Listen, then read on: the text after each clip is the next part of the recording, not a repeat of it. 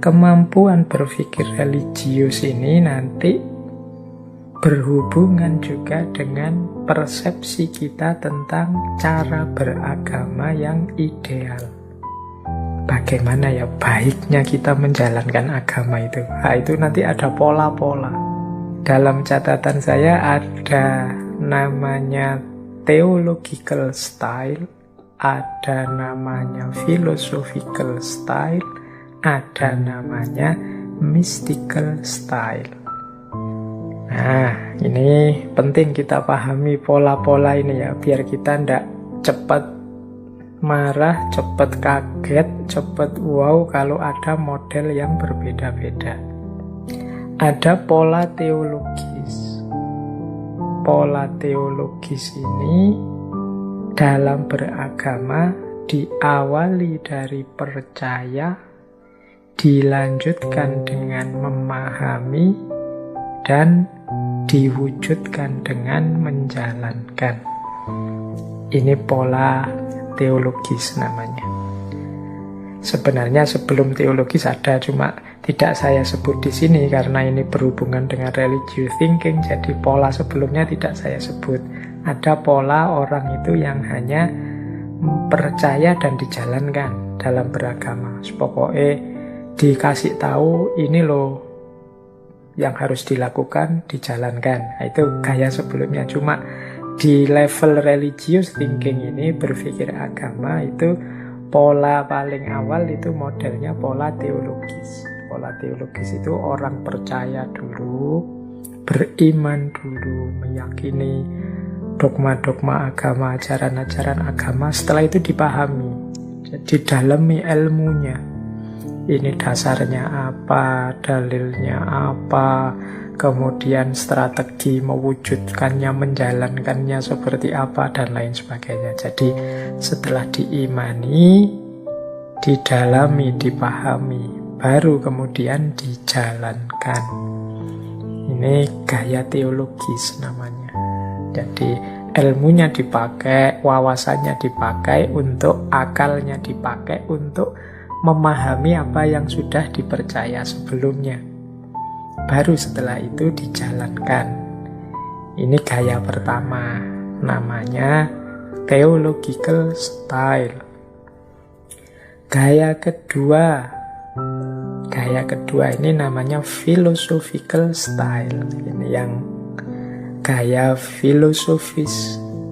Para filosof itu kan selalu diawali dari bertanya atau mempertanyakan. Nah, jadi mental filosofis itu sebelum percaya biasanya ingin mendalami dulu, memahami dulu. Jadi mencari dasarnya dulu, mencari argumennya dulu, baru kemudian dia percaya. Kalau sudah percaya, baru dijalankan. Ini gaya filosofis. Ya mungkin ada sebagian kita yang tidak setuju, ya tidak bisa Pak, beragama itu ya diawali dari beriman dulu, percaya dulu. Tapi memang kita tidak bisa menolak ada orang-orang itu yang butuh memahami dulu, perlu mendalami dulu sebelum percaya. Dia tidak mudah percaya sebelum dia menggali dulu, menemukan kebenaran-kebenarannya dulu, menemukan dasar-dasar dan argumentasinya dulu. Ya kita tidak bisa memaksakan versi kita sama persis dengan versinya orang lain. Berarti ini penting juga untuk teman-teman yang mungkin aktivitasnya berdakwah, mengajak orang ke dalam agama. Kalau gaya teologis itu memang mungkin lebih dikedepankan persuasi, provokasi, dorongan agar orang tertarik untuk percaya. Tapi kalau ketemu orang yang gayanya filosofis, itu mau tidak mau harus kita tunjukkan dasar, argumen, kemudian alasan-alasan yang memadai, dan lain sebagainya. Sampai dia paham, baru kemudian percaya. Kalau sudah percaya, dia akan menjalankan. Karena kalau dia tidak paham, dia tidak akan mau percaya dan tidak akan mau menjalankan. Ini orang gaya filosofis. Jadi para filosof itu kan memang punya watak dari mitos ke logos. Mereka tidak mau kalau hanya model disuruh percaya begitu saja. Mereka menuntut argumen. Ya, dua-duanya sama-sama baik, karena toh pada akhirnya apakah diawali dari kepercayaan baru memahami, ataukah memahami baru percaya, ini kan dua-duanya proses yang sama-sama saling melengkapi, dan memang tipe orang beda-beda. Nah, berarti apa? Ya, cara berpikir religiusnya berbeda antara theological style dengan philosophical style. Dan yang ketiga, nah ini juga khusus. Ini namanya mystical style. Mystical style itu gaya para mistikus, termasuk kalau teman-teman mendalami tasawuf. Mystical style ini seperti teologis ya, orangnya percaya dulu kalau ada entitas-entitas ilahiyah, ketuhanan, keberagamaan, religiusitas, spiritualitas ini, dia sudah percaya dulu. Kemudian dijalankan, baru dipahami. Jadi pemahaman itu kalau dalam dunia tasawuf lebih banyak pada hasil pengalaman keagamaan. Jadi pemahamannya jatuh pada yang terakhir. Jadi kalau philosophical style, pemahamannya di awal. Kalau theological style, pemahamannya di tengah. Setelah percaya baru dipahami. Tapi mystical style itu beriman, dijalankan, diperdalam sedalam mungkin dalam menjalani itu, baru kemudian dipahami, diungkapkan.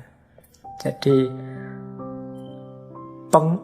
pemahaman mereka tentang ketuhanan, pemahaman mereka tentang ajaran agama itu diperoleh banyak dari pengalaman. Jadi mengalami Tuhan, mengalami sholat, mengalami puasa, kemudian mereka menjelaskan aspek batinnya, aspek penghayatannya. Nah, ini gaya mystical style. Jadi berarti apa kalau dalam dunia tasawuf, dunia mistik, akal itu bekerja belakangan setelah menjalankan. Dia berfungsi memahami apa yang dialami dan dihayati dari pengalaman beragama. Sementara kalau filsafat, itu akal kerjanya di awal. Philosophical style itu akal kerjanya di awal. Dia mencari argumen-argumen, mencari dasar, mencari alas yang bisa mendukung nanti membawa pada kesimpulan dia harus percaya, dia harus mengakui, dia harus beriman. Ini gaya filosof. Dan ada gaya teologis. Gaya teologis ini beriman dulu, percaya dulu, kemudian kerja akal itu dalam rangka menunjukkan, mendukung, membenarkan apa yang sudah dipercaya tadi. Baru setelah itu dijalankan. Jadi ini tipe-tipe yang penting kita pahami. Mungkin masing-masing orang beda-beda. Mungkin gaya setiap orang juga macam-macam. Ada yang gaya teologis, filosofis maupun mistik dalam berreligious thinking, berpikir tentang agama. Oke, jadi ini asumsi pertama. Ternyata cara berpikir juga ditentukan oleh pola yang dipercaya dalam mendayagunakan akal. Apakah di awal, ataukah di tengah, ataukah di akhir. Baik, saya lanjut.